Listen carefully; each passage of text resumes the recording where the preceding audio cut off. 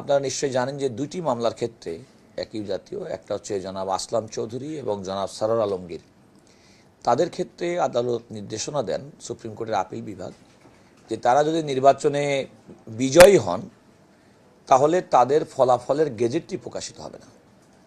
সেই হিসেবে কিন্তু জনাব আসলাম চৌধুরী এবং সরোয়ার আলমগীর সাহেবের গেজেটটি কিন্তু ইতিপূর্বে প্রকাশিত হয়নি। এখন নির্বাচনের পরে সুপ্রিম কোর্টের আপিল বিভাগের পূর্ণাঙ্গ বেঞ্চ শুনানিতে যেহেতু হাইকোর্টের রুলটি পেন্ডিং ছিল এবং অনিষ্পন্ন অবস্থায় ছিল, আপিল বিভাগ হাইকোর্ট বিভাগকে নির্দেশনা দিয়েছিলেন যে আপনারা যে রুলটি পূর্বে ইস্যু করেছিলেন এবং যে রুলের অন্তর্বর্তীকালীন আদেশ বলে জনাব সরোয়ার আলমগীর সাহেবকে নির্বাচনে প্রার্থী হওয়ার জন্য অনুমতি দিয়েছিলেন, সেটি চূড়ান্ত নিষ্পত্তি করা হোক।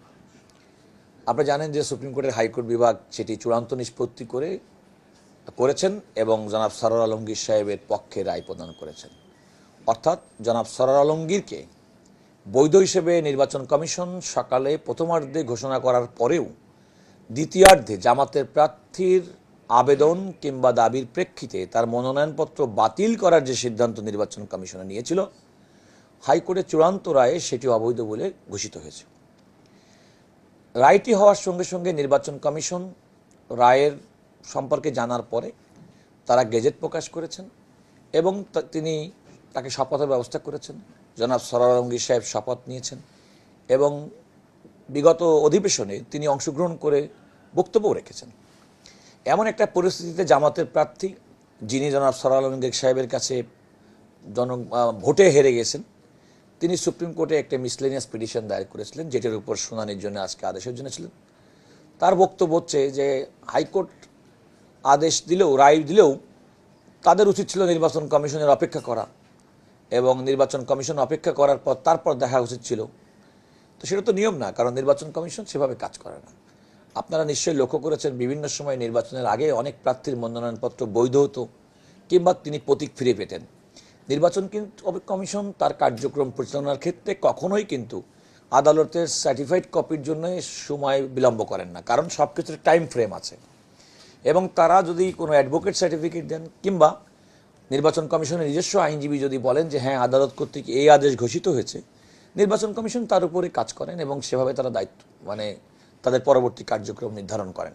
এক্ষেত্রেও এমনটি হয়েছে। কিন্তু ওনাদের বক্তব্য হচ্ছে যে নির্বাচন কমিশনের বিলম্ব করা উচিত ছিল, অপেক্ষা করা উচিত ছিল। তো সেটা পরিপ্রেক্ষিতে আজকে আদালতের, আপনারা জানেন যে বেশ কয়েকদিন শুনানি হচ্ছে। আমি অ্যাটর্নি জেনারেল হিসেবে এই মামলায় নির্বাচন কমিশনের যে কী কারণে করেছে সেটা আমি আদালতকে উপস্থাপন করেছি এবং আমি আদালতকে বলেছি যে প্রধান নির্বাচন কমিশনার এ বিষয়ে আমাকে জানতে চেয়েছিলেন। আমি তখন বলেছি যে আপনারা আদালতের অন্য আদেশের ক্ষেত্রে যে প্রক্রিয়ায় আপনারা কাজ করে থাকেন একই প্রক্রিয়ায় করে থাকেন করবেন। সেই প্রক্রিয়াটি হচ্ছে যদি কোনো কারণে কোনো উচ্চ আদালতের আদেশ হয় কিংবা যে কোনো আদালতের আদেশ হয়, যদি নির্বাচনী প্রক্রিয়ার জন্য কোনো টাইম ফ্রেম থাকে যে এই নির্ধারিত সময়সীমার মধ্যে আমাকে কাজটি করতে হবে, অর্থাৎ একটা প্রার্থীর তালিকা প্রকাশ করা, তার স্ক্রুটনি, তার প্রতীক বরাদ্দ, নির্বাচনের তারিখ, মনোনয়নপত্র প্রত্যাহার, একটা নির্বাচনের কিন্তু শিডিউল থাকে। তো সেই ক্ষেত্রে নির্বাচন কমিশন আপনারাও সেক্ষেত্রে এটি কাজ করতে পারেন। আরেকটি বিষয় হচ্ছে, দেখেন একজন প্রার্থী তিনি জনগণের ভোটে নির্বাচিত হয়েছেন এবং যিনি আজকে আদালতে আসছেন তিনি তার কাছে পরাজিত হয়েছেন, জামাতের প্রার্থী। তো যে জনগণ, লক্ষ লক্ষ জনগণ তাকে ভোট দিয়ে সংসদে পাঠালো, তিনি সংসদে যাবেন, সংসদে কথা বলবেন এবং সংসদে তাদেরকে প্রতিনিধিত্ব করবেন, এটাই তো সাধারণ ওই এলাকার ভোটারদের তো প্রত্যাশা। এই প্রত্যাশার জায়গাটা থেকেও তো আমাদের বিবেচনা করতে হবে। নির্বাচন কমিশন তো আদালতের রায় বাস্তবায়ন করে তার নির্বাচনের পরে তার গেজেট ফলাফল প্রকাশ করেনি। তাদেরও তো একটা সাংবিধানিক দায়িত্ব আছে যত দ্রুত সম্ভব জনগণের ভোট দিয়ে নির্বাচিত প্রতিনিধি যাতে সংসদে যেতে পারেন সেটা ব্যবস্থা করা। তো নির্বাচন কমিশন যথাযথভাবেই তার দায়িত্ব পালন করার মধ্যে কিন্তু আইনি কোনো ব্যত্যয় ঘটেনি। কারণ